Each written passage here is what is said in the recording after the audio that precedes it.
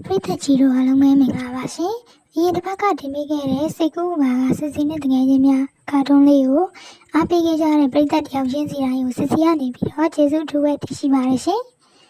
ဒါကြောင့်မို့လို့အခုတစ်ပတ်မှာဘိုင်းနဲ့ကလေးကိုဆက်ပြီးတော့တင်ဆက်ပေးခြင်းပါတယ်။ဘိုင်းနဲ့ပထမဆုံးတကယ်ချင်း kiss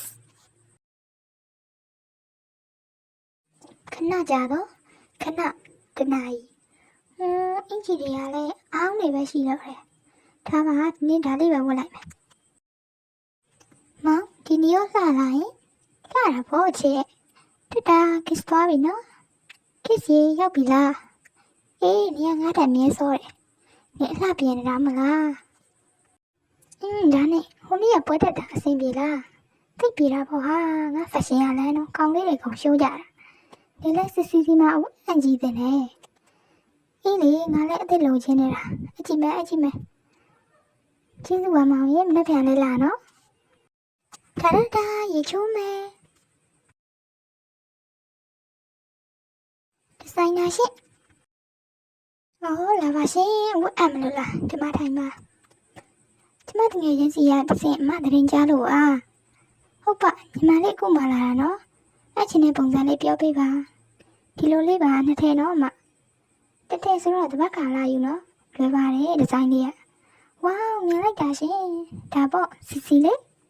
ဒါဆိုဒီမှာသွားပါအောင်မယ်ဟုတ်ပြီဖမိုင်နော်ခင်မကောင်းမဲ့ပုံမဲ့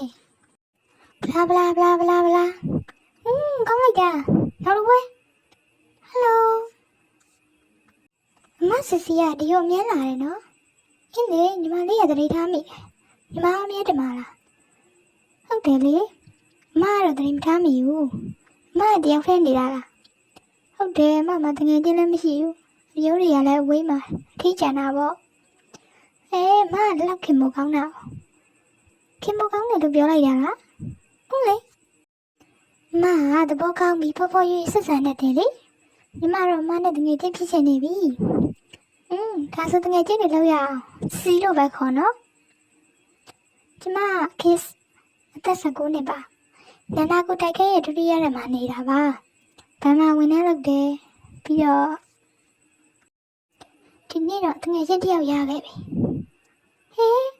10% discount ဆိုပါလား။ပစ္စည်းလေးရလည်းအကောင်းစားလေးမလိုက်အောင်မယ်။စီရရန်ခင်မကောင်းတာပဲ။သူကတကယ်ချင်းငါတယောက်ပဲရှိတာဆိုတော့ငါတကယ်ချင်းနေနဲ့လည်းမိတ်ဆက်ပေးရမယ်။